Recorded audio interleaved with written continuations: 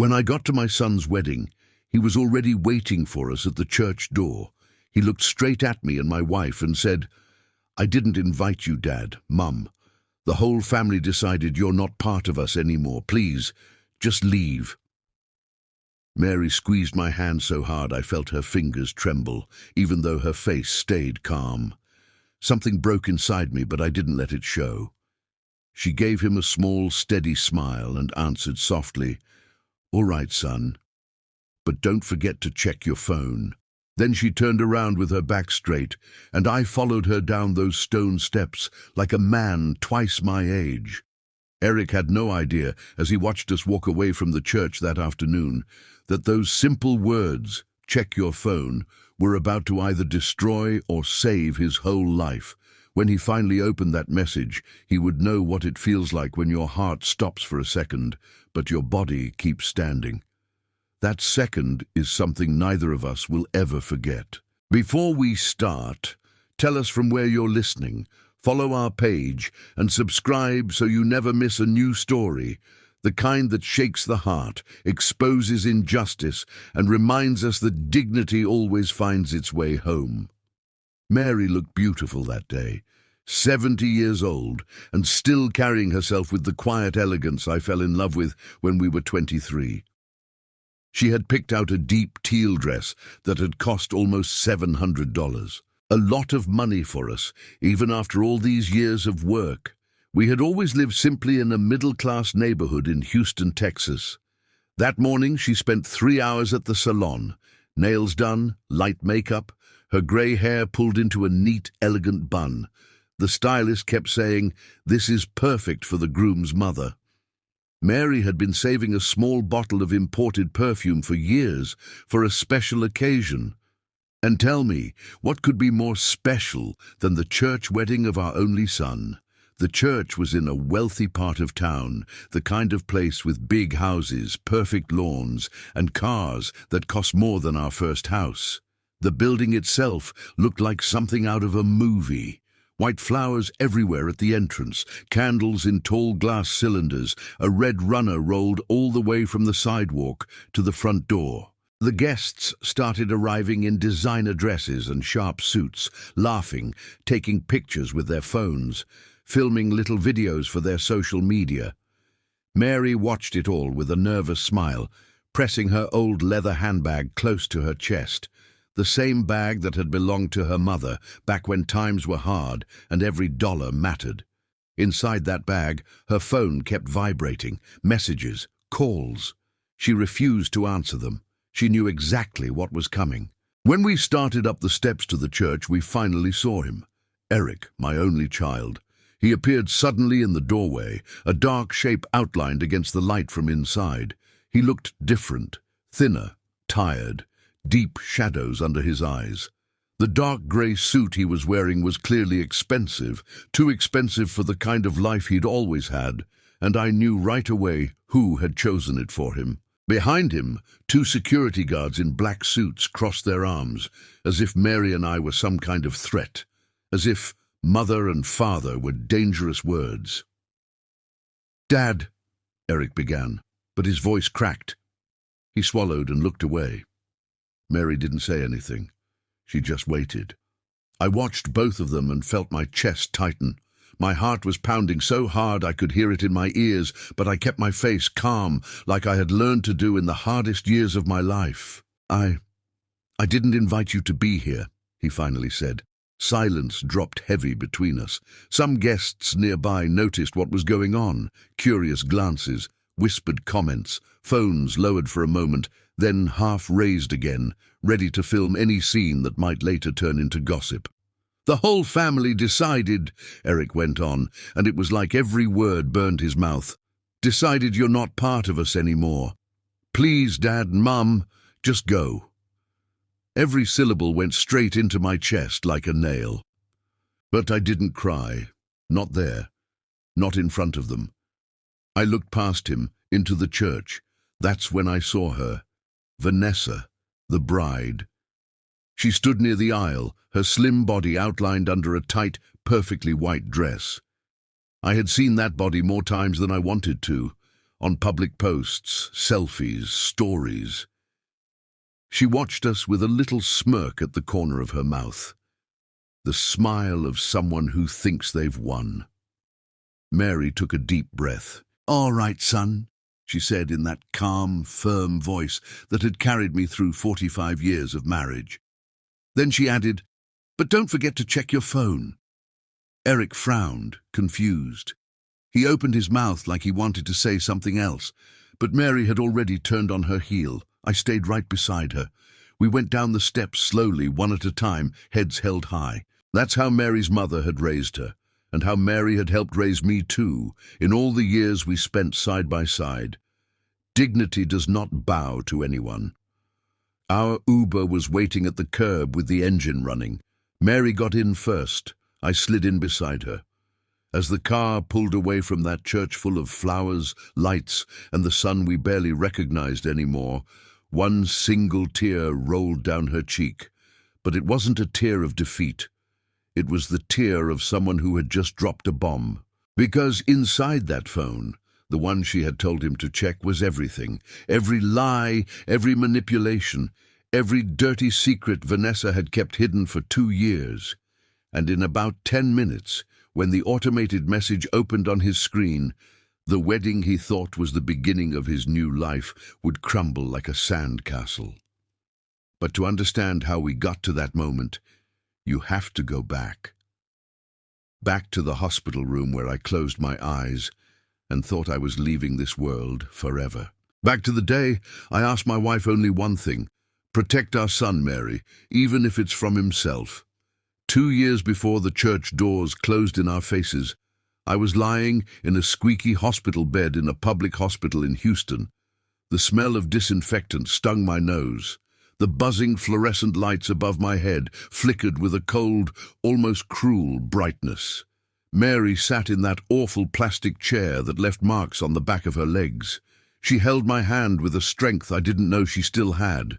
I was 68 years old, 45 years of marriage, a lifetime boiled down to that small white room with a cheap curtain and a worn-out cross on the wall.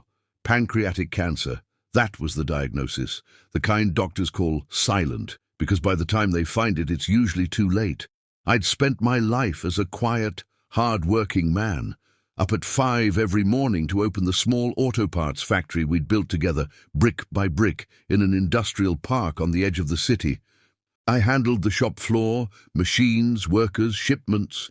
Mary took care of the office, bills, suppliers, taxes. We were a team. I was the face, she was the backbone. But almost nobody knew that. To Eric, to the neighbors, to most people, I was just a blue-collar worker who had managed to start a small business.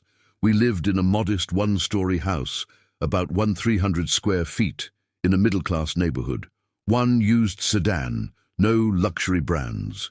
We ate dinners at home, not fancy restaurants. I taught Eric that. I taught Mary that too, even though she always had it inside her. Money screams when you try to show it off, I used to say, and it whispers when you know how to keep it. We chose the whisper. That last night in the hospital, I looked at Mary. My cheeks were sunken, but my mind was clear. "Promise me something," I whispered, my throat dry from the morphine. "Anything," she answered, squeezing my hand tighter. "Don't let anyone know about our money yet. Our son has to grow up first." Mary swallowed hard. "I promise," she said, though I knew she didn't yet understand everything that promise would demand of her. I closed my eyes that night thinking I would never open them again. But life still had plans for me. They almost lost me. The doctors later said it was a miracle. The chemo hit hard, the surgery took hours, and there were nights when even the nurses thought I wouldn't make it to morning. But somehow, I did. I walked out of that hospital a thinner, weaker man, but alive. 3 days after they had prepared everything for my death, we sat down with our lawyer, Mr. Anderson, a man in his 70s who had known me since Eric was a baby. "Frank," he said, opening a thick folder on his desk, "I'm going to be blunt. You and Mary built something significant here." "Significant?" Mary repeated under her breath. The numbers were bigger than that. Our factory, Ramirez Auto Components, a business we'd run for more than 35 years, had been valued at roughly $900,000. Our house, which we'd paid off 20 years ago and fully remodeled 5 years back, was worth around $300,000. We had a small rental apartment downtown that brought in $900 a month. Bonds, savings and investments totaled close to $250,000. There was also a small cabin on a piece of land in the Texas Hill Country that my parents had left me, worth about $80,000. Altogether, it was a little over $1.5 million. Mary stared at those numbers like they were written in another language. "And there's one more thing," Mr. Anderson said, pushing a sealed envelope across the desk toward her. "Your husband asked me to give you this if things went bad." Mary opened the envelope with trembling fingers. Inside was my letter, written months before, when the prognosis was darker. "Mary, my love, if you're reading this, it means I couldn't stay. I'm leaving everything in your hands because I trust you more than anyone. Eric will get his share when he's ready. Not when he reaches a certain age, not when he gets married, but when he proves he understands the value of what we built. You will know when that moment comes. Until then, protect our legacy, and protect yourself too. Not everyone who says they love us loves us. Forever yours, Frank." We decided to keep the original plan, even though I had survived. My health was fragile, and the future was uncertain. The factory stayed under the management of a supervisor I'd trained for years. Each month, the profits came into our account, steady as a clock. Eric never asked too many questions. He assumed we were living off my Social Security, a small pension, and some savings. A couple of times he offered us money, and Mary always answered with the same gentle line, "We're fine, son. Don't worry about us." I thought we were doing the right thing, holding the inheritance like a shield until he was strong enough to carry it. I had no idea how wrong I was. 6 months after my cancer scare and the near funeral that never happened, Eric showed up one Sunday afternoon with a kind of grin I'd only seen once before, when he got his first car at 16. "Dad, Mom, I need to introduce you to someone," he called from the front door. Mary wiped her hands on her apron and opened it. That's when we saw her.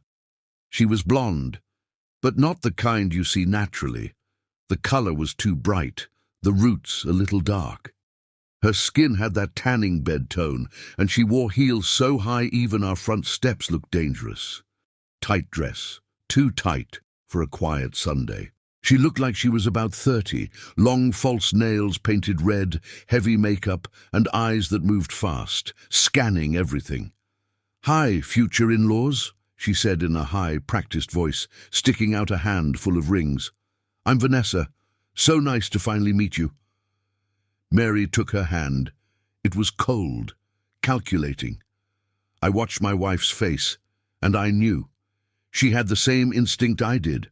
Something inside both of us shivered. Because right then, even though my brain couldn't form the words yet, my gut knew this woman was going to try to destroy everything Mary and I had built. Vanessa stepped into our living room like she already owned the place. She didn't ask if she should take off her shoes. She didn't ask where to sit. She sank into our 3-seater couch, the one Mary and I had saved up years to buy, and crossed her legs slowly, still looking around with her hawk's eyes. "What a cute house, Mrs. Ramirez," she said in a tone that didn't match the words. "So, vintage. All these old things, they probably have like a lot of sentimental value, right? Stuff money can't buy." Vintage. She'd just called the house we bought 40 years ago and rebuilt piece by piece vintage. Eric sat next to her, practically glowing. He held her hand with this protective gesture that made my chest hurt. My son had never been much for serious relationships. He was a quiet guy, always more focused on work than dating. And now here he was, all wrapped around this walking Instagram profile. "Mom, Dad, Vanessa is a content creator," Eric said, proud. "She's got like 28,000 followers on Instagram." Vanessa let out a little laugh and waved him off, like it wasn't a big deal. But I saw the sparkle in her eyes. "Oh, honey, it's not that much," she said. "I just share a little of my routine, fashion, travel, that kind of thing." Then she looked at Mary. "Do you have Instagram, Mrs. Ramirez?" "No, sweetheart, I don't have patience for that kind of thing," Mary answered. "I can imagine," Vanessa smiled. "Your generation didn't grow up with it. It must be hard to keep up, right?" First little jab, subtle, sharp. Mary brought out coffee and a lemon pound cake she'd baked that morning. Vanessa took a tiny slice, nibbled it like a bird, and left the rest. "It's delicious," she said, "but I can't overdo it. I have to stay in shape. My body is my brand, you know?" As we talked, I noticed something. Vanessa couldn't sit still. Her eyes moved over everything. The old wall clock, the shelves, the family photographs, and especially the dark wooden desk in the corner of the living room. "Eric told me your dad has his own business, right?" she asked suddenly, spinning her phone in her hand. "Just a small factory," I answered. "Oh, that's so interesting," she said with that fake surprise. "One of those little family companies, like handmade stuff." "It's a good business," Mary said, her voice dry. "Of course," Vanessa agreed too quickly. "Those family companies always have a special value. Are you still running it yourself?" "We have a manager we trust," Mary explained. A quick, greedy shine flashed in Vanessa's eyes. "That's amazing that you can handle all that paperwork," she said, leaning forward. "Legal stuff, taxes. At your age, that must be exhausting, right?" "At your age." Second jab. Mary smiled politely.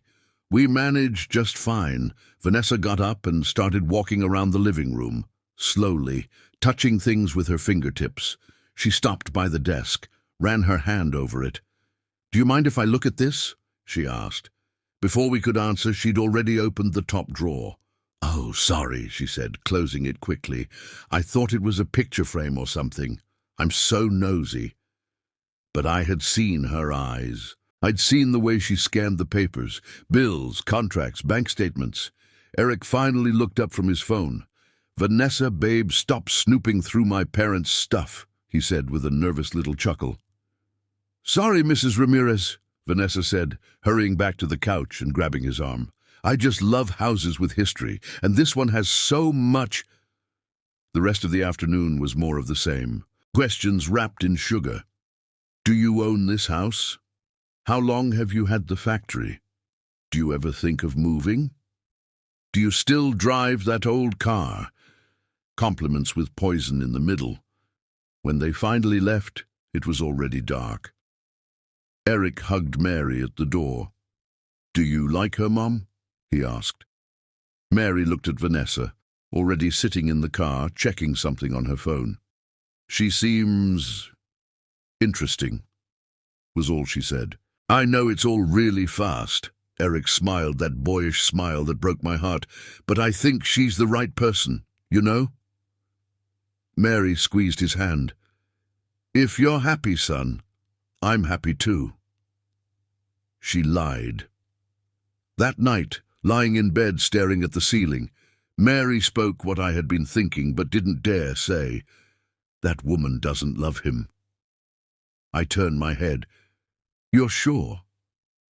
"I'm a mother," she said. "I know when someone loves my son. This one doesn't love him.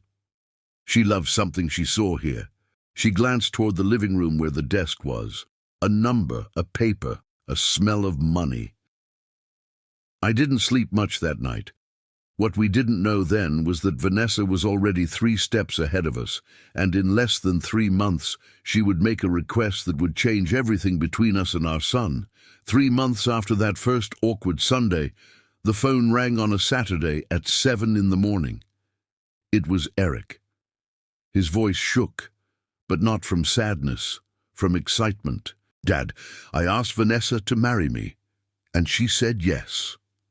I sat up in bed, still half in a dream. "Son, Don't you think this is a little fast? I asked, trying to keep my tone gentle. Dad, when you know, he answered with that certainty only people in love think they have. Vanessa told me something beautiful. Souls don't need years to find each other. The phrase sounded rehearsed, like something copied from a caption. I knew my son's way of talking. That wasn't it. And when is the wedding? I asked. In 4 months.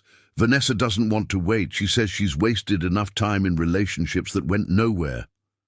4 months. A rushed ceremony. No time to really get to know her family, her history, who she really was. But I swallowed my worry and said, congratulations, son, if you're happy. That lie, between Mary and me, would become a habit over the next few months. 2 weeks later, Eric and Vanessa came over again. This time, the mask slipped a little further. Vanessa didn't bother pretending to be shy anymore. She walked in without knocking, flopped down on the couch, let out an exaggerated sigh, and crossed her legs with the air of a woman arriving in her own living room. Okay, Mom and Dad, she said, pulling out her phone like she was about to show us a business presentation. We need to talk about the wedding. Eric smiled weakly beside her, clearly trying to keep up. Vanessa, just go to the point, he asked. All right, she said dramatically. The wedding has to be first class. I've already picked the hall, the church, the dress, the flowers, everything premium. You can't ruin a wedding with cheap options. She scrolled on her phone and turned the screen to us. This is the place. It's perfect. And, well, weddings are expensive. Very expensive. And since you're the groom's parents, we thought you could help with the costs. Mary stayed calm. I kept my eyes on my son. How much do you need? I asked. Vanessa tapped on the calculator app and then showed us the final number, smiling as if it were nothing. $45,000. That covers the hall, catering, DJ decorations, photographer, and a little cushion in case prices go up. Mary looked at Eric. Do you agree with this, son? She asked quietly. Mom, I know it's a lot, but... He started, scratching the back of his neck. Vanessa's mom already offered $80,000. It's only fair that you help too. A cold chill ran through me. From what Vanessa had told us, her mother cleaned houses for a living. No savings, no property, $80,000. Something was wrong, but Mary and I didn't want to be the obstacle. We didn't want our son to see us as enemies. Fine, I said. We'll transfer the money. Vanessa clapped her hands like a little girl getting a pony for Christmas. I knew I could count on you. The next day, we moved the money. Not because we wanted to impress anyone, because it was our son's wedding, because parents sometimes bleed inside while they smile on the outside. We thought that would be the end of it. We were wrong. 2 weeks later, Vanessa called Mary directly. Not me, not both of us. Her. Hi, Mom, she said with that sticky, sweet tone. It's a little awkward to say this, but the money won't cover everything. The catering raised their prices. The decorator, too. Inflation, you know. How much more do you need? Mary asked. Just $35,000 more, Vanessa answered cheerfully. Then everything is perfect. I mean, it's your only son. You don't want a cheap wedding, do you? Vanessa, that's already more than $80,000 total, Mary said. It's a lot of money. I know, Mom, but my mother already did her part. I can't ask her for more. You don't want your son's marriage to be a disaster, right? That would be so sad. Emotional blackmail. Clean, precise. Mary hung up and came to me with the story. We sat at the kitchen table. No words for a long time. In the end, we transferred the money, not because we had to, because we loved our son. Once the money hit Vanessa's account, the silence began. She disappeared for 3 weeks. Eric barely answered texts. Always busy, always tired. Always with her voice in the background. Babe, come here. Babe, I need you. Babe, are you still on the phone with them? and every time he would say, "Dad, I'll call you later. Mom, we'll talk another day." Later never came. Part 2. The slow disappearance of my son. The civil wedding was the moment everything truly shifted. Before that day, Eric would come over every Sunday, even after my illness, even with his busy job. Sundays were sacred in our home. I grilled steaks in the backyard. Mary made her famous potato salad, and the three of us sat together for hours, talking about nothing and everything. After Vanessa appeared, Sundays were the first casualty. Sunday number 1. "Dad, Vanessa's not feeling well," Eric said on the phone. "She's got a migraine. We'll come next week." Reasonable, I told myself. It happens. Sunday for 2. "Dad, we forgot to tell you. Vanessa's mother invited us to lunch today. It's kind of important." "All right, fine." Sunday number 3. "Dad, I'm exhausted. Work's been brutal. I'll see you next weekend." But next weekend never came. Sunday number 4. No call, no text, nothing. Mary called him twice, straight to voicemail. I called him twice, same thing. She sent him a message. "Are you okay, son? We're worried." 4 hours later came the reply, "Everything's fine, Dad, busy, talk soon." But soon didn't exist anymore. It wasn't just the skipped Sundays. A neighbor, Mrs. Henderson, who tended her garden like it was her life's purpose, called out to Mary one afternoon. "Mary," she said, leaning over the fence, "I saw Eric yesterday." "Oh? Where?" Mary asked. "Leaving his mother-in-law's house. They have dinner there every Thursday. It's their tradition. Every Thursday." The words hit Mary like a punch to the stomach. Our son had tradition with someone else's family, but no time, not a single hour in a month, for us. Mary came inside quietly, her shoulders low. She didn't cry. She just walked to our bedroom and sat on the edge of the bed for a long time, staring at nothing. For the first time in 45 years of marriage, I didn't know how to comfort her. Then came the moment that broke something inside me. I was scrolling on my phone one evening when I saw a screenshot posted accidentally by an acquaintance. It showed a WhatsApp group named The Ramirez Family, with a picture of Eric, Vanessa, her parents, her cousins, even her aunt. Everyone smiling around a barbecue grill, and the caption, "Family reunion is everything." Mary wasn't in the group. I wasn't in the group. Neither of us even knew it existed. They had created a Ramirez family without the actual Ramirez family. Mary's face went white when she saw the screenshot. She didn't speak. She didn't need to. The wound was too deep for words. A week later, Mary insisted we visit Eric. "We have to try," she said. So we drove across town to his apartment building. Vanessa opened the door wearing a robe, her expression rehearsed into a polite annoyance. "Oh, hi, Mr. and Mrs. Ramirez. Is something wrong?" she asked, though her tone said she thought we were the problem.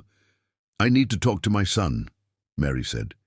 "He's sleeping," Vanessa replied. "He had a long night." "We'll wait," I said. She pressed her lips together. It'd be better if you called before coming, so we're not caught off guard." Caught off guard. In our own son's home. She yelled toward the hallway, "Eric, your parents are here." Eric appeared, hair messy, wearing a wrinkled t-shirt and sweatpants. He looked like a man being drained from the inside out. "What's going on?" he asked, rubbing his eyes. "Son, it's been weeks," Mary said. "We're worried. You don't call. You don't answer.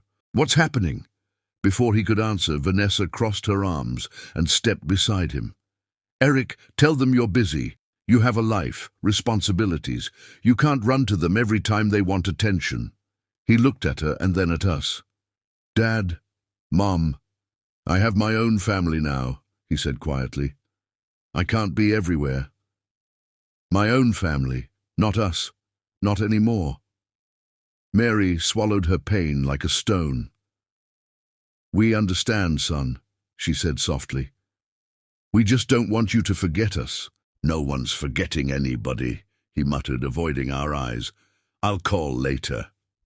He didn't. The door closed. Mary held onto my arm as we walked out of the building. Her steps were small, heavy. That night, she cried silently into her pillow while I stared at the ceiling, wondering how the hell we had lost our son without even realizing it. Mary's 68th birthday came. Her first birthday since my illness. Her first truly alone. She woke up hopeful. She wouldn't admit it, but I knew. She made coffee. She wore the blouse Eric once gave her for Mother's Day. No call by noon, no message by 3, silence by 6, nothing by 10. At 11:47 p.m., 13 minutes before the day ended, her phone buzzed. A message from Eric. Happy birthday, Mom. Hope you're well. Not even punctuation, not even a heart. Mary sat on the edge of the bed, staring at the screen. And then she broke. I held her while she cried harder than she had at my hospital bedside, harder than at the near funeral she thought she'd attend for me. I don't understand, she whispered. What did I do wrong? You did nothing wrong, I said. You loved him. But that night something changed inside her. I won't beg for love anymore, she said afterward, wiping her tears. I won't bow to her. If Vanessa wants a war, I'll give her one. But Mary wasn't talking about revenge. Mary's war was truth. A mother's truth. 3 weeks after her silent, painful birthday, the phone rang at 10:55 p.m. It was Eric.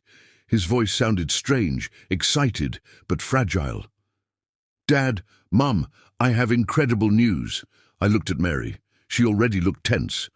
What news, son? I asked. Vanessa's pregnant. Silence. A heavy one. Pregnant? Mary repeated. But you two just got married. I know, Mom.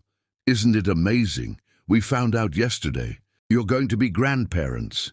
But instead of joy, Mary and I felt a cold twist in our stomachs, because something didn't feel right. Not with Vanessa, not with the timing, not with the forced cheerfulness in Eric's voice. I want to see you both tomorrow, Mary said. We need to talk. Mom, Vanessa's feeling sick. Maybe Saturday. We have something important to discuss then. Important. When Eric used that word now, it never meant anything good. We hung up. Mary sat silently on the couch, turning her wedding ring around her finger, and I saw it in her eyes again, the same fierce, quiet intelligence she had the day we first opened our factory. She's lying, Mary whispered. I feel it. I didn't question her. I trusted my wife's instincts more than my own heartbeat. Saturday arrived with an uneasy stillness in the air. Eric and Vanessa showed up exactly at 10 a.m. Eric wore a dress shirt and polished shoes, like he was attending a meeting. Vanessa wore a loose, flowing outfit and rested her hands on her stomach as if trying to showcase a bump that wasn't there. Hi, Mom and Dad, she said, walking straight to the fridge. Ugh, is it okay if I get some water? It's hot. She didn't wait for an answer. They sat in the living room. Eric looked nervous. Vanessa looked confident. Too confident. Dad, Eric began, we need to talk about the future. The baby's future, Vanessa added, stroking her flat stomach. We're worried, Eric said. We live in a tiny apartment, Vanessa continued. How can we raise a baby there? It's not healthy, not fair. Mary and I exchanged a glance. Vanessa leaned forward, her voice smooth as syrup. I've always dreamed of raising my children in a real home, with space, a yard, stability. I felt the punch coming before she even said it. And since you two live in this big house alone, she shrugged, it makes sense that you transfer the house to Eric. Mary froze. I did too. Vanessa continued, sweet as poison. You can keep living here, of course. We're not monsters. But legally, the house should belong to Eric and the baby. Eric pulled out an envelope. He placed it on the coffee table. "These are the papers," he said quietly. "A donation of the house. The lawyer drafted everything." Mary opened the envelope. It was a full transfer. No lifelong rights, no protection, nothing. If we signed, we could be forced out whenever they wanted. "This is sudden," Mary said, her voice controlled but trembling underneath. Vanessa laughed softly. "Sudden? The baby comes in 8 months. You don't want your grandson born without a proper home, do you? What kind of grandparents would do that?" My fists clenched. "You two can buy a house," Mary said softly. "Eric has a good job." "I can't save for a down payment, Dad," Eric murmured. "Expenses, bills, you know." Vanessa leaned back, crossing her arms. "Look, Mr. Ramirez, I'll say it plainly.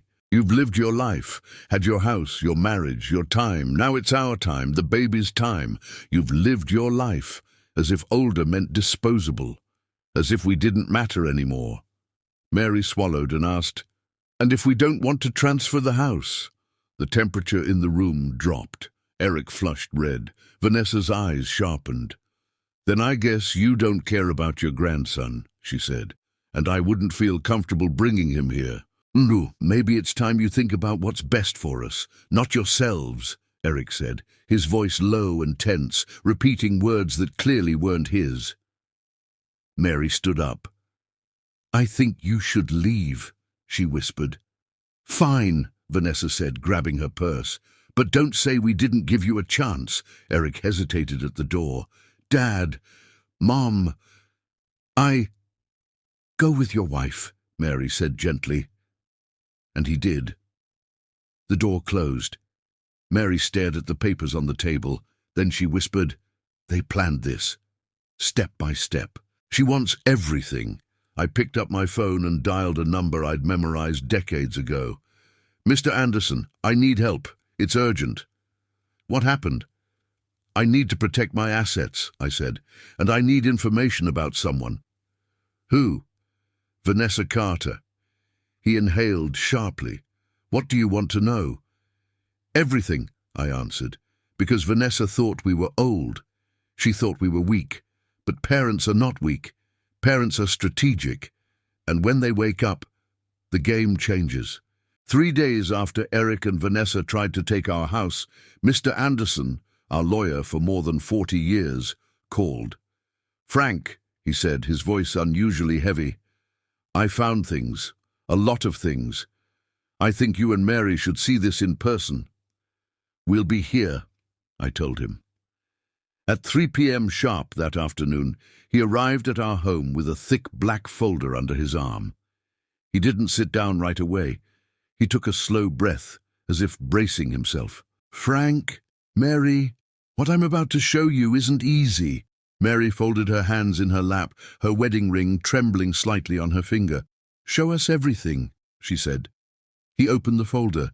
The first page held a photo of her, younger, with even blonder hair, an artificial smile. "Her full name," the lawyer said, "is Vanessa Carter, 32, born in Arlington, Texas. 1 previous marriage, divorced at 27.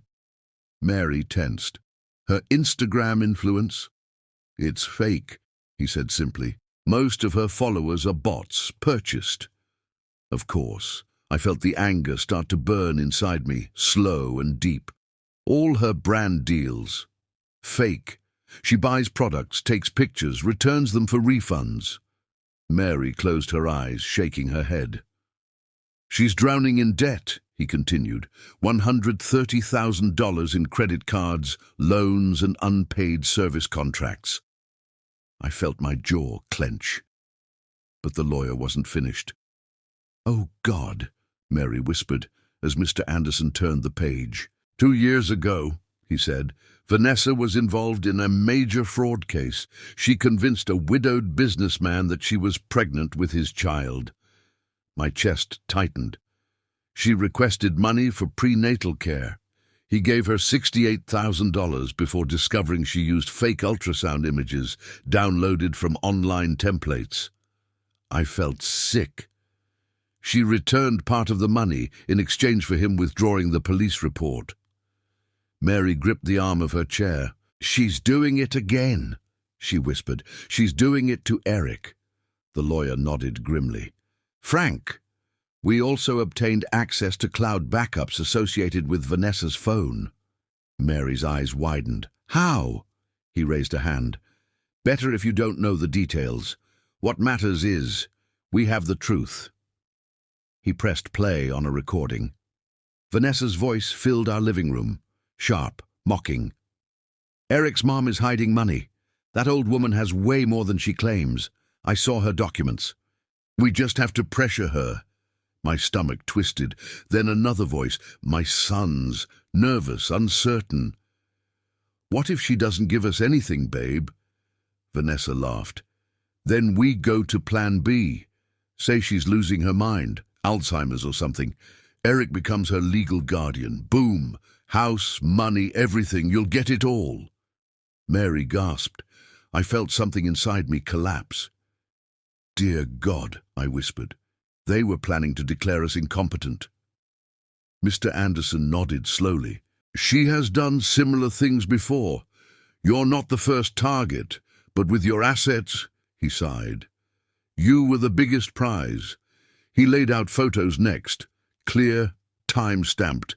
Vanessa kissing a muscular, tattooed man in a dark parking lot, entering a motel with him an hour later, leaving the same motel 2 hours after that. A receipt, a date, a room number. "She's been seeing him for a year," Mr. Anderson said. "His name is Ray Mitchell. He works as a fitness trainer in downtown Houston." Mary wiped a tear from her cheek, not of heartbreak, but of clarity. "She doesn't love my son," she said softly. "She never did." I reached across and held her hand. "You tried to warn him," I said. "And I failed," she answered. Her voice broke. "I failed our boy." "No," I whispered.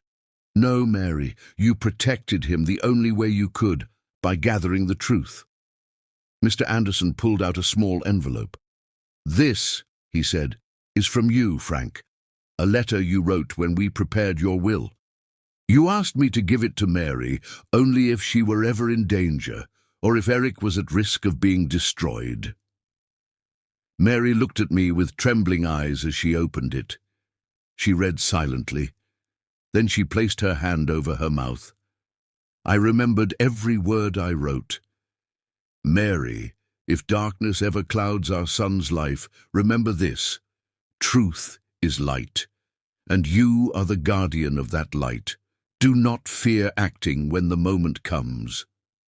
Frank." Mary looked at me with tears now spilling. "We're at that moment," she whispered. I nodded. "Yes," I said, "we are. We can't tell Eric yet," Mr. Anderson warned. "He won't believe you. Vanessa has isolated him emotionally. He'll defend her." "I know," Mary said.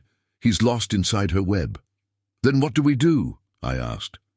"You wait," the lawyer said. "Wait for the day her mask slips. When he cracks, that's when you show him everything." Mary's eyes narrowed, not with cruelty, but with determination. "And when will that be?" He closed the file gently. "Soon." I felt that word settle into the room like a storm cloud. But neither Mary nor I knew that the breaking point would arrive at the worst and the best possible moment. The day of Eric and Vanessa's church wedding, where everything would fall apart, where the truth would finally erupt, where our son would face the consequences of the woman he trusted, and where we, his parents, would be thrown out before the ceremony even began. All according to Vanessa's plan, but she could never have predicted ours. I didn't sleep the night before the wedding. Mary didn't either. She sat on the edge of our bed with the blue dress she had carefully chosen, the same one she had hoped to wear, standing proudly beside our son, not as an outcast.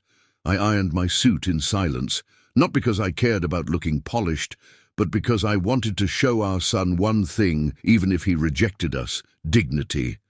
Always dignity. At 1:35 p.m., we called the Uber that would take us to St. Matthew's Church. The grand place Vanessa insisted on, a building so extravagant it could never match the truth inside her. Mary looked so beautiful, so calm, so steady, but I saw the pain behind her eyes. "Frank," she whispered as we rode, "do you think he'll look at us today?" "I don't know," I answered honestly. "He's still our boy," she murmured almost to herself, "even if he's forgotten." I placed my hand over hers. "He'll remember," I said, though in truth, I didn't know if he would. When we arrived at the church, roses everywhere, white ribbons hanging from the pews, photographers rushing, shouting instructions, guests dressed like movie stars, whispering about the perfect couple. Perfect. If only they knew. Mary and I climbed the church steps slowly, and then he appeared, my son, my Eric, standing at the entrance in an expensive grey suit he would never have chosen on his own. 2 hired security guards stood behind him with crossed arms, as if he were protecting himself from us. When Eric saw us, something in his expression tightened. He stepped forward. "Dad," he began, but his voice cracked. I waited.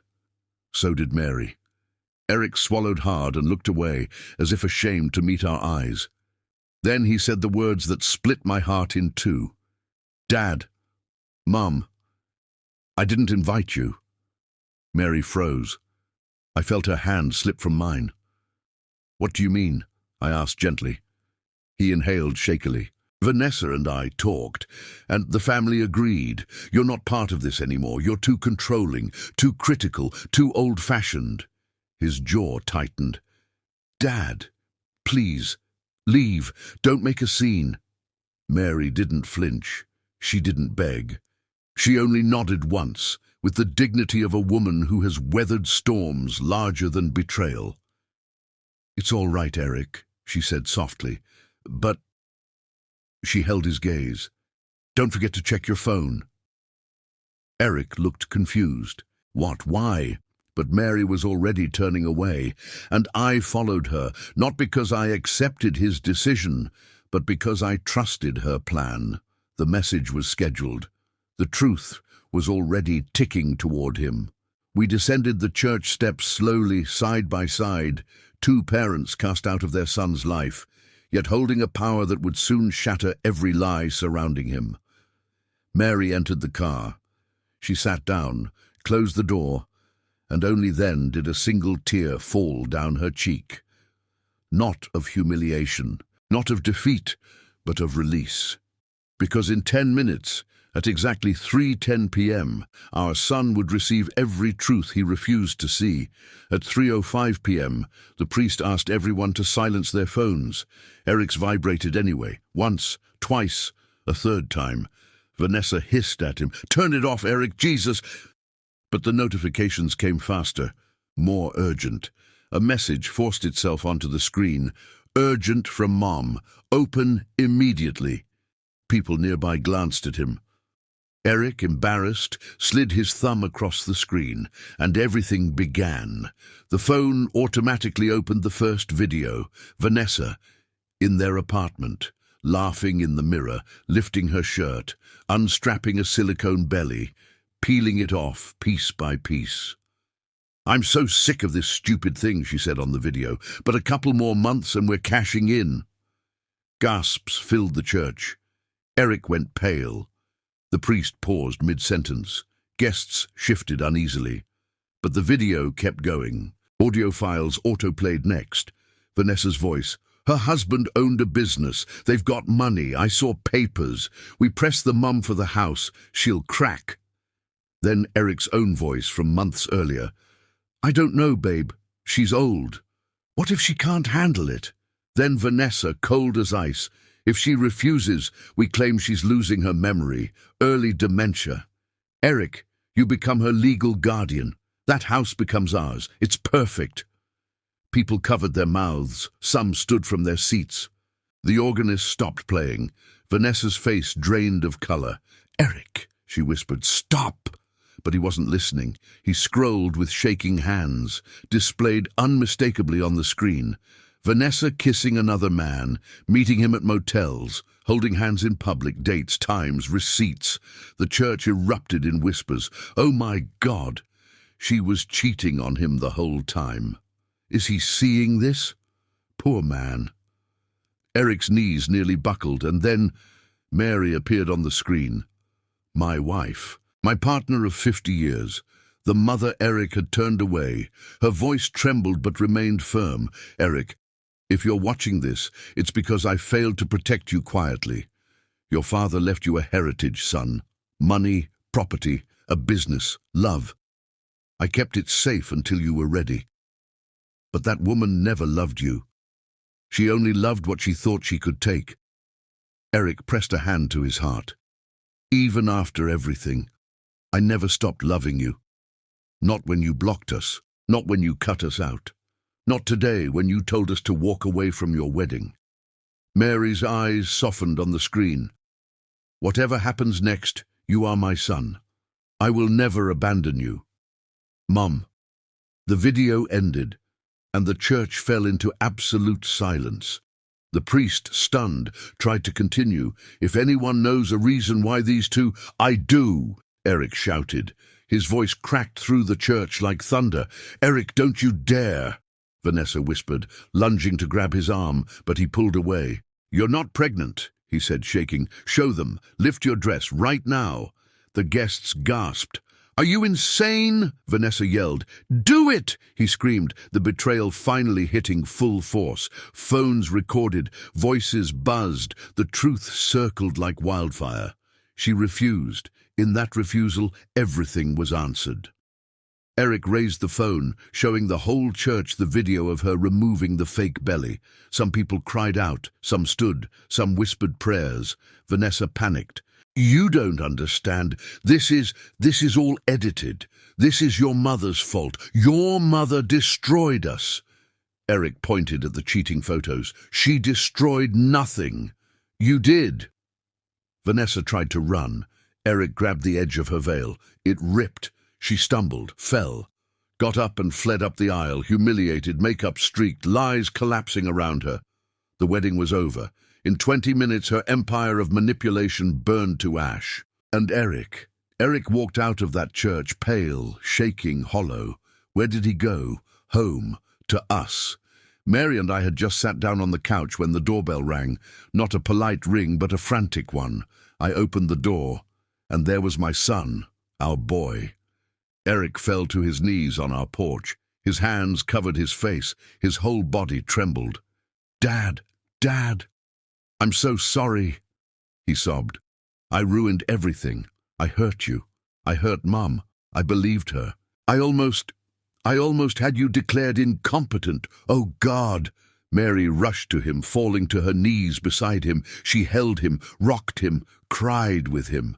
It's over, son, she whispered. You're safe now. He clung to us like a drowning man, finally reaching shore.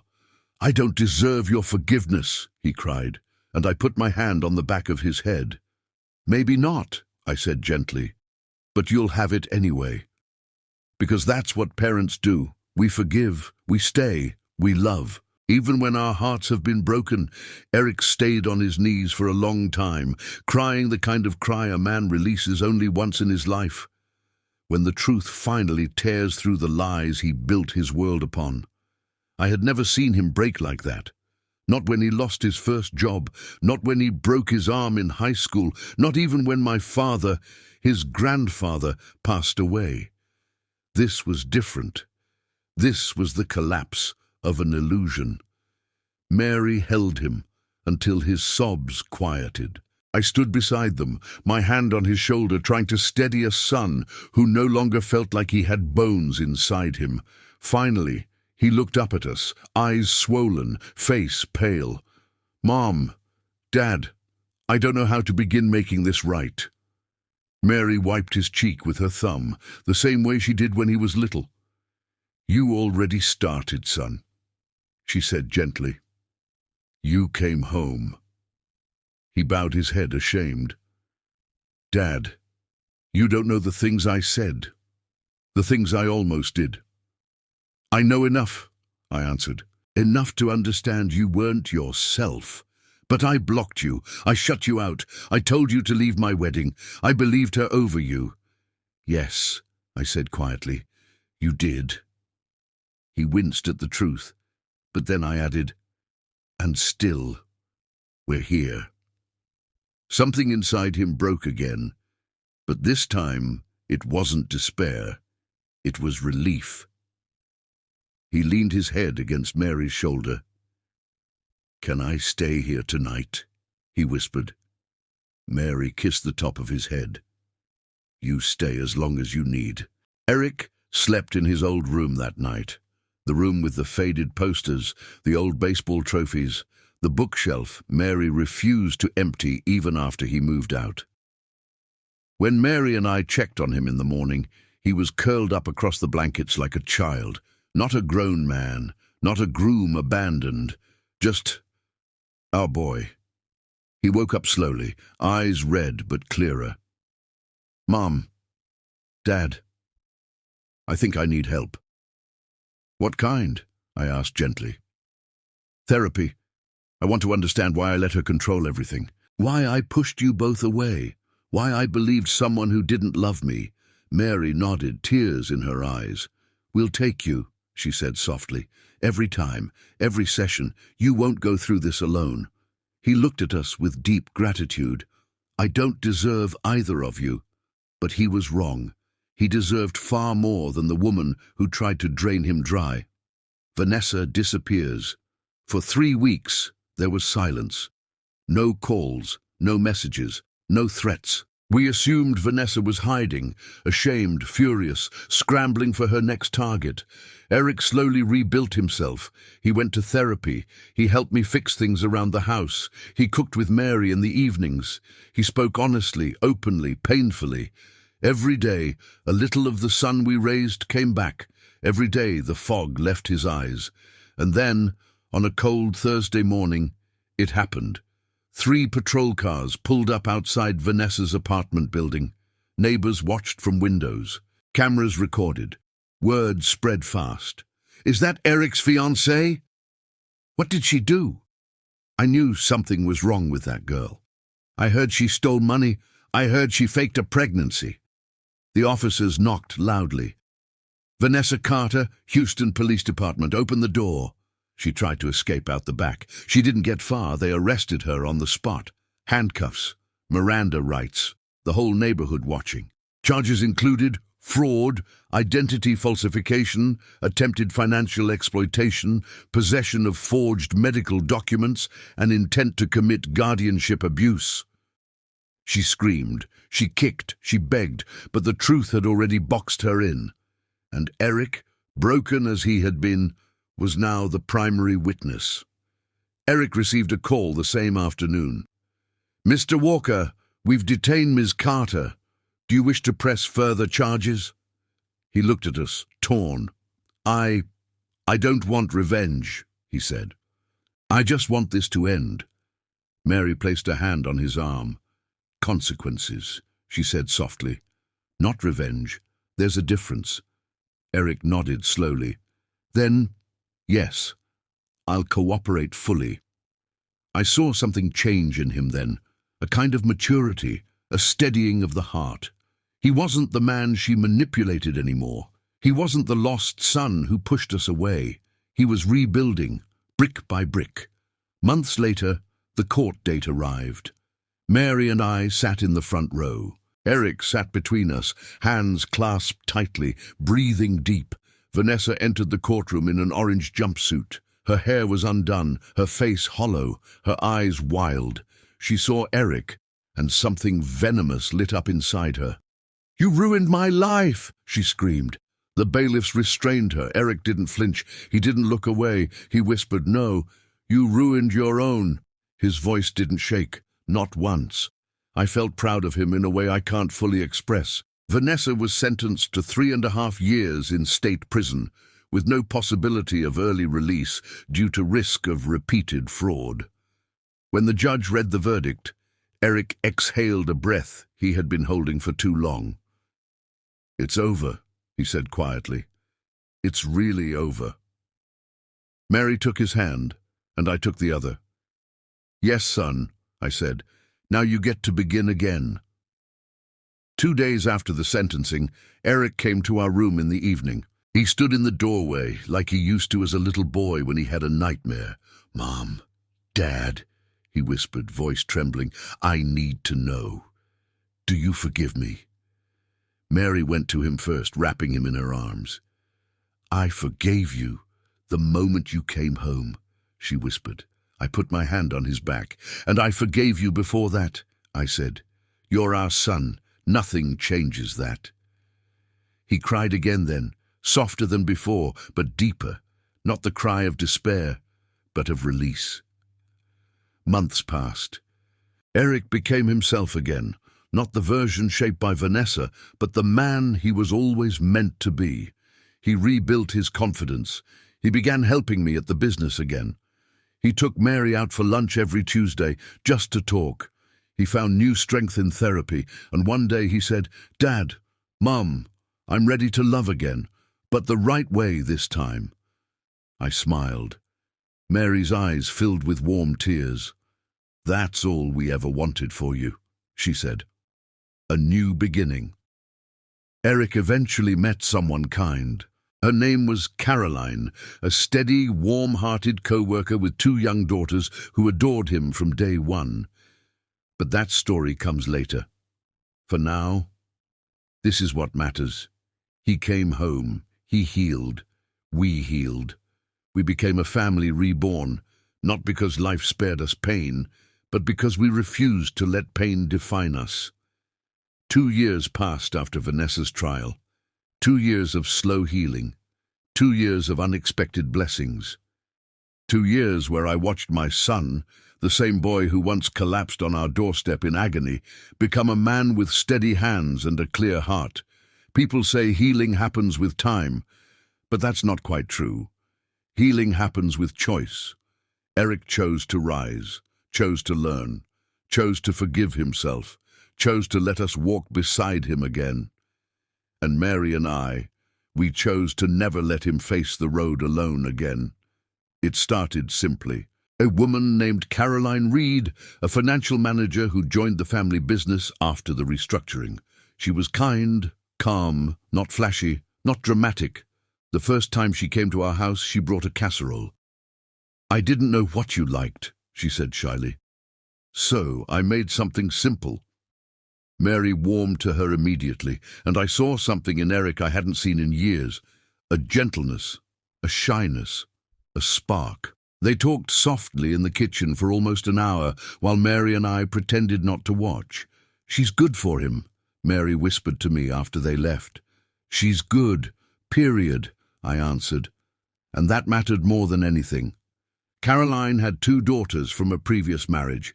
Sophie, age 7, quiet, thoughtful, artistic.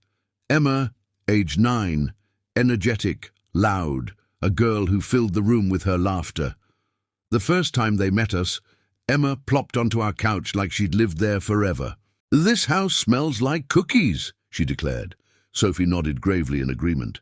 Mary laughed, a sound I had missed, a sound I hadn't heard often enough since the dark days of Vanessa. "Well," Mary said, "that's because I make cookies every Sunday. Would you girls like to help next time?" Both of them nodded so hard their ponytails bounced. Eric stood in the doorway watching all this, watching his life extend, blossom, open. A soft smile crossed his face. "Dad," he whispered later, "I haven't felt this peaceful in years." I put my hand on his shoulder. "Son, peace looks good on you." Eric didn't rush anything with Caroline. He took his time. He moved slowly, carefully. He learned to communicate, really communicate, thanks to therapy. He asked questions, he listened, he apologized when needed, he expressed his fears. One evening, he came to my workshop as I was repairing an old radio. "Dad, do you think I deserve happiness after everything I did?" I set my tools down and looked at him. "You've already paid your price, son," I said. "Your guilt built a prison. Now you're the only one who can unlock the door." He swallowed, eyes glistening. "And do you think Caroline is right for me?" I smiled. "Eric, she doesn't want anything from you. She doesn't want your house. She doesn't want your money. She just wants you to sit at a table and share a meal with her and her girls." He exhaled shakily. "That's what scares me," he admitted. "It feels too simple, too kind." "Real love is simple," I said softly. "It's the lies that are complicated." He nodded, absorbing every word, and from that moment on, he allowed himself to truly love again. It was a Sunday in spring. We set the table outside under the big oak tree. Mary cooked her famous roast chicken. Sophie drew little flowers on place cards. Emma helped me carry pitchers of lemonade. When Caroline and the girls arrived, everything felt complete, not flashy, not dramatic, just right. During dinner, Emma suddenly asked, "Mr. Walker, can I call you Grandpa one day?" Eric froze. Caroline nearly dropped her fork. Mary covered her heart with her hand. I turned to the little girl and smiled. "You can call me whatever makes you feel loved," I said. She grinned and leaned against Eric's shoulder. Sophie whispered, "I like Grandpa Frank. It sounds warm." Eric blinked back tears. Caroline took his hand under the table, and for the first time in a long time, I felt the presence of something profound. Not luck, not chance.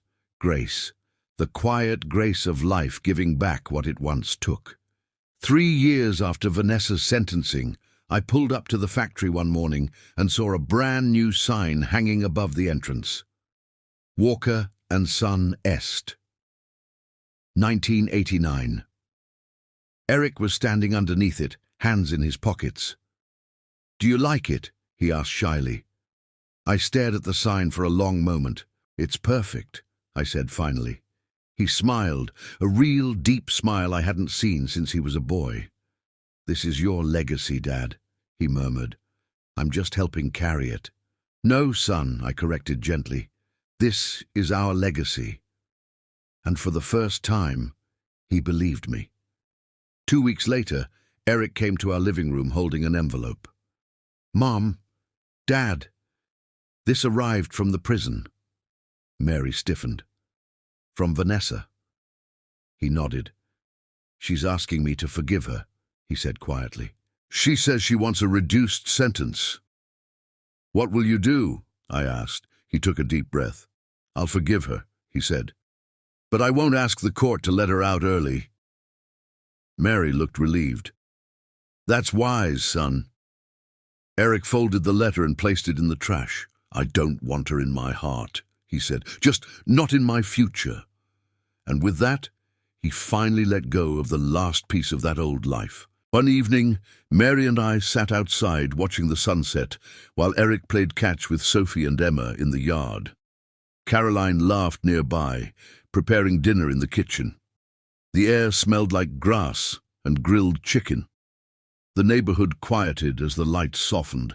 Mary leaned her head on my shoulder. "Frank," she whispered, "after everything, after all the darkness, look at what we have." I looked. A son reborn, a family extended, peace restored, love returned. I kissed Mary's forehead. "We didn't lose him," I said softly. "We just had to guide him back." She nodded. "And now he's home." Yes, home, where he always belonged, where love waited patiently, where truth saved him, where dignity held us upright even when the world tried to break us. And as the sun dipped below the horizon, I whispered the words that had lived inside my heart through every storm. A parent's love does not end. It only learns to endure. It took nearly 5 years for our family to grow into the shape it was always meant to have. 5 years of healing, 5 years of learning one another again, 5 years of small joys stitched together into something whole.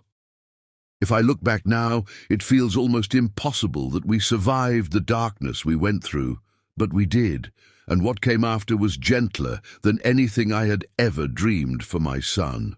One sunny spring afternoon, Eric knocked on our bedroom door. "Dad, Mom, can I talk to you?" Mary and I exchanged a look. We knew that tone, that trembling smile. He sat between us like he used to as a child. "I asked Caroline to marry me," he said softly. Mary's hand went straight to her heart. "And," she whispered, "she said yes."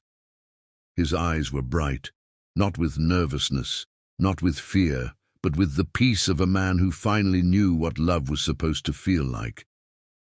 "We want something small," he added.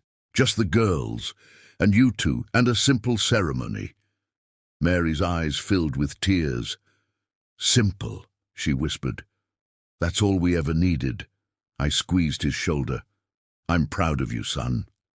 It took place near a small lake outside town. No photographers, no expensive decorations, no orchestra or champagne towers, just a white arch covered in fresh flowers placed by Caroline's daughters, 2 wooden benches, and the sound of water moving gently in the background. When Caroline walked down the grassy path in her modest cream dress, holding the hands of Emma and Sophie, I saw Eric's face transform into something I can only describe as gratitude. The kind of gratitude a man feels when he has lost everything once, and been blessed enough to find something better. During the vows, he said, "I promise to love you simply, honestly, without fear, without conditions, and without lies." Caroline placed a hand over his heart. "And I promise to take care of the man you are, not the man someone else tried to make you." Mary sobbed quietly beside me. Emma whispered, "Grandpa Frank, why is Grandma crying?" "She's happy," I said, wiping my own eyes. "Sometimes joy leaks out." After the wedding, our house, once so silent during the painful years, came alive again. Sunday dinners returned. Birthdays became celebrations instead of reminders of absence. Family photos once again had smiles that reached the eyes. Sophie and Emma brought drawings for our fridge. Caroline brought warmth. Eric brought laughter, a tone I hadn't heard since he was young. Our home, which once felt like a museum of memories, became a living place again. A place of noise and games and shared meals. A place of second chances. One day, nearly 6 years after the disaster, Eric received a final letter from Vanessa. He opened it slowly. "Dad," he said, "she's being released soon." "And what does she want?" I asked carefully. "Closure," he said. "An apology, a chance to talk." He folded the letter. "But I don't need that," he said firmly. "I forgive her, but my life isn't tied to hers anymore." "Good," I said softly. And that was the last time her shadow ever entered our lives. Eric never replied. Vanessa never wrote again. Some doors, once closed, must remain closed. Years later, as an old man, I sit on my porch as the sun sets over our quiet neighborhood. Eric stands at the grill, flipping hamburgers. Caroline is inside, icing a cake. The girls, almost grown now, laugh while setting the outdoor table. Mary settles beside me in her rocking chair. "Frank," she murmurs, "we almost lost him." "Yes," I say softly, "but we didn't." "He came back," she whispers. "He really came back." I look at our son, whole, steady, warm, and I feel something I hadn't felt in years. Total peace. Peace that comes after war. Peace that comes after truth. Peace that comes when a family refuses to surrender to the darkness that tried to swallow it. I reach for Mary's hand. "He didn't just come back," I say. "He built a life better than the one we dreamed for him." Mary smiles through tears. "That's all a parent ever wants." The sky turns gold, then pink. The sound of laughter drifts across the yard, and I whisper, not to anyone in particular, but to the invisible presence of every hard lesson we survived. Love endures, dignity protects, and the truth eventually saves everyone it touches. If this story touched your heart, don't forget to follow, like, and share it. Your support helps us continue bringing powerful stories of family, resilience, and second chances. Stories that remind us that love never truly gives up.